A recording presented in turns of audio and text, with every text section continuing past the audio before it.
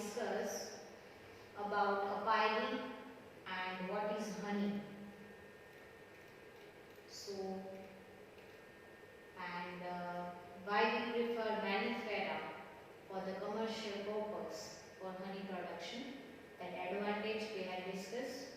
Then honey, it is a dense sweet liquid and it is used for the medicinal purpose and also used for the source of energy. Now in this video we will going to learn about pasturage. What is pasturage? Then the pasturage is availability of flower to the bees for the nectar and pollen collection. Because the honey which is produced from the nectar and pollen only. So ultimately the production of the honey which is depend on the availability of the nectar and the pollen. So we can indirectly say that the honey production is depend on the flower availability. So the pasturage means the pasturage is the availability of the flower to the bees for the nectar and pollen collection. So it is a pasturage. Suppose the flower availability is more, then ultimately we get the more honey production. So the pasturage is the availability of the flower to the bees for nectar and pollen collection. And from nectar and pollen only the honey is produced. Pasturage is the availability. Availability means the numbers of flower which is surrounded to the apiary, or you can say where the honey comb is there, or you can say hive is there. So the numbers of flower, or you can say the availability of the flower to the bees for the nectar and pollen, that is known as a pasturage. Now the pasturage of a flora is a type of crop, flower or other plants from which we collect the nectar and pollen to produce honey. As I told you that honey that is produced from the nectar and pollen.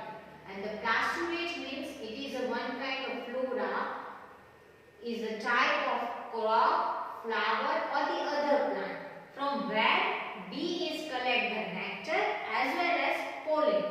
So that comes under your pasturage. Pasturage of the flora is the type of crop, flower or other plants from which the bee collects nectar and the pollen to produce honey. Now, it affects the quality and the quantity too. As I told you, suppose the numbers of the flower is more, then ultimately the bee get the nectar and pollen more. So ultimately it increases the production. The second thing is that the types of nectar and the pollen of the flower is also ultimately affect on the quality of the honey.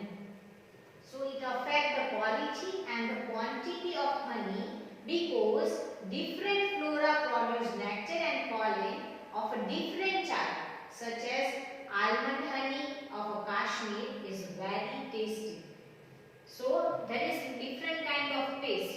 The taste of honey which is depend on the nectar and the pollen from where the bee is sucking that nectar and pollen. It is depend on the flower. So here an example is given of the Kashmir almond honey. It is very tasty in taste because the flower which is located in the Kashmir, it is nutritional food as well as it possesses the good nectar and the pollen. So ultimately we can say that the availability of the flower and which is affect the quality and the quantity of the honey. Why? Because the different flora produce different nectar and the pollen, and different types such as the almond honey. The almond honey that you can get from the Kashmir. And this almond honey is very tasty in a taste. So the honey taste means the quality and the quantity both are depend on the flower where the honey get the nectar and pollen. So it affects the quality and the quantity of because the different flora produce nectar and pollen of a different type, such as almond honey of Kashmir is very tasty. Let's see one more time pasturage. The pasturage is the availability of a flower to bees for the nectar and pollen collection. This nectar and pollens which is responsible for the honey production. It gave the quality and quantity to the honey. So we can say that the pasturage of flora is a type of crop, either flower or other plants too. This plants from where the bee collects the nectar and pollen. These both the things is help to production of the honey. So we can say that it affects the quality and the quantity of honey because the different flora produce different kind of nectar and the pollen. The different type of the honey such as the almond honey which is found in the Kashmir, and it is a very tasty in a taste. And the taste of the honey, it is ultimately depend on the nectar and the pollen. And these both the things, both the things we get from the flower. So the nature of the flower, the nature of the nectar, pollen, it ultimately affect on the honey production. Now here your chapter number 15 is over. I hope you all understand this chapter well. Now we will discuss the solution part. We will see the exercise of this chapter. Let's see the exercise portion.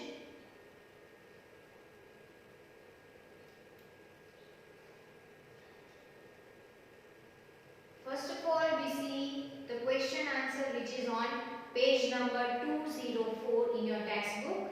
The first question is, what do we get from cereals, pulses, fruit and vegetables?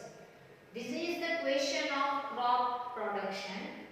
In that we had studied about the nutritional value from the crops.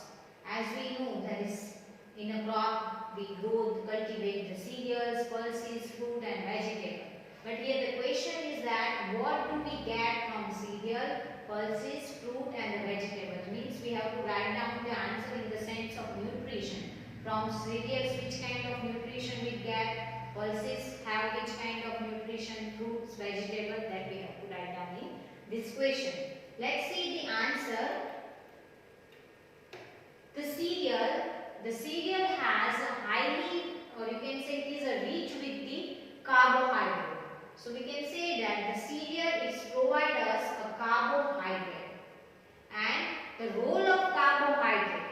The carbohydrate is provide energy to the body because this carbohydrate is a complex in structure. Whenever this carbohydrate is break down, then it is converted into the glucose and the fructose. And this glucose is responsible for the energy. So we can say that the cereal provide us carbohydrates. Also they are a rich source of energy. Why? Because of the breakdown of the carbohydrate, it produces the glucose, and glucose are responsible for the production of the energy. So the cereals ultimately give us a carbohydrate, and along with that it releases the energy. The second one, that is of pulses. The pulses give us protein. All the diploid families, or we can consider it as a pulses, that all the pulses are rich with the protein. So the pulses give us a protein. The third one, that fruits and vegetables. These fruit and vegetables are the rich source of vitamin. As we know that all the fruits that possess the vitamin C, rather than other fruits also possess a different kind of vitamins. So the fruits and the vegetables are a rich source of vitamins as well as the minerals, and a small amount of protein, carbohydrates, fats are also present in them.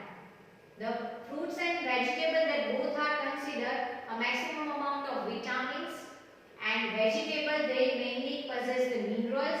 Along with that minerals, the small amount of protein, carbohydrate, fats are present in them. Let's see one more time. The question is, what do we get from the cereals, pulses, fruits and the vegetable? Then the answer is, the cereals provide us a carbohydrate. Also they are rich source of energy. The pulses that gives us protein. Fruit and vegetables are a rich source of vitamins and minerals. And a small amount of protein, carbohydrate and fats are also present in them. Now let's look at the page number 205. The question number 1. How do biotic and abiotic factors affect on crop production? While discussing crop production, we discussed about these two factors, biotic as well as abiotic factors. They both are effect on the crop production. First of all, the biotic factor means the living things. Bio means living. The living things, how the living organism that affect the crop production, that we have to write down. And in abiotic factor, abiotic means a non-living things like temperature, air, atmosphere, water, all the non-living things. That all the things that comes under to a abiotic factor. So the question is, how do biotic and abiotic factors affect on the crop production? Let's see the answer. In a biotic factor such as a pest, insects and the disease reduce the crop production. As we know that the pest and the insect, they both are the living organism. Suppose it is arise on the crop, then what happened? It get the nutrition from the crop. So it ultimately cause the disease on the crop, and some of the disease is transmitted. It is affect from one plant to another plant too. So ultimately it is affect on the crop production. Means we can say that it minimize the production of the crop. So the biotic factors such as a pest, insects and the disease reduce the crop production. A pest cause a damage to our crops by the feeding. As I told you that they take all the nutrition from the crop. So means for the feeding purpose, for the food purpose. So the growth of the crop, it is not happen properly. So a pest cause a damage to our crops by the feeding. The other thing that the weeds. These weeds also reduce the crop productivity. But this weed that comes under to a biotic factor. Biotic factor, because plant is also comes under to a living factor. So the weeds also reduce the crop productivity by the coming with the main crop. Suppose our main crop is wheat. Along with that, some other grasses also grown. Then what happens is both the plant are do the compete for the nutrition. They all serve the nutrition from the soil. So what happened? The competition will rise. So our main crop will not get proper nutrient. So the biotic factors such as the pest, insect and the disease reduce the crop production, and the pest cause the damage to our crops by the feeding, means by getting the nutrient from it. The other thing that is of weeds is also reduce the crop productivity. How? Because it also compete with the main crop for the nutrients and the light. So these all the parts that comes under to a biotic factor. Now let's discuss about abiotic factor. The abiotic factors such as a temperature, wind, rain, etc. that also affect the net crop production. Because some of the plants that require a larger photoperiod, some of the lesser photoperiod, some of the plants that can only grow grow in a optimum means minimum temperature during the winter season only. Some of the plant can grow in a summer season as well. So according to the temperature range, they the plants can plants have a different favorable condition. According to that, they cultivate. So the similarly the abiotics such as the temperature, wind, rain, etc. the effect on the net crop production. For example, suppose the droughts and the floods have a great impact on the crops. Sometimes they destroying the entire crops, because in drought what happened, the plant not get a single drop of water, so it cannot grow well. And in flood, the excessive water it is get by the plant. So in both the condition, they give a vast impact on the crop production. In some time what happened, it destroy all the crop production. So this is about the abiotic factor. How this biotic factor and abiotic factor both are effect on the crop production. Let's see one more time. How do biotic and abiotic factor affect on the crop production? So in the biotic factor we have to write down about the living things like a pest, insect, weed, etc. So the biotic factors such as a pest, insect and the disease that reduce the crop production. How? A pest cause a damage to our crops by feeding. Weeds also reduce the crop productivity by competing with the main crop for the nutrient and light.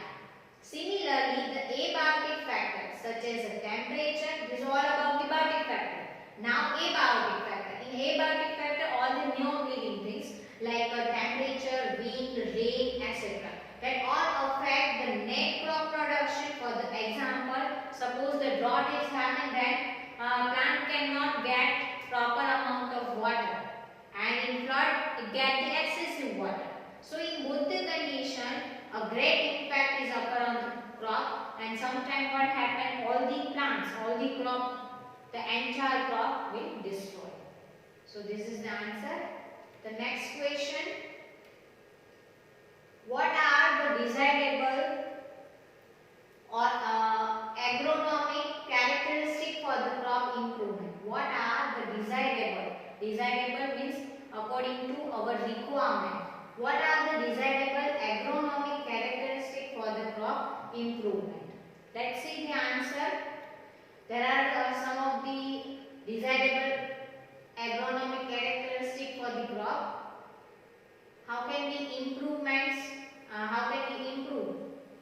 By which we can improve the crop production. So there are some desirable character mentioned over here. The first one, that the tallness and profuse branching in any fodder crop.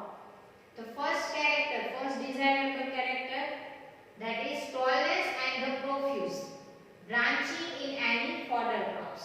The second one, that is a draftness in a cereal, because in a cereal there is no any relation between the tallness. There is no any effect on tallness, or you can say the height of the plant. So the draftness in a cereal. So these both are the desirable characteristics for the fodder and the cereal plants. So here the question is that what are the desirable agronomic characteristics for the crop improvement? So the desirable agronomic characteristics for crop improvements are, the first one, that the tallness and the profuse branching in any fodder crop, and the second desirable characteristic, that draftness in cereal. Now from page number 206, that we will discuss in next video. Thank you.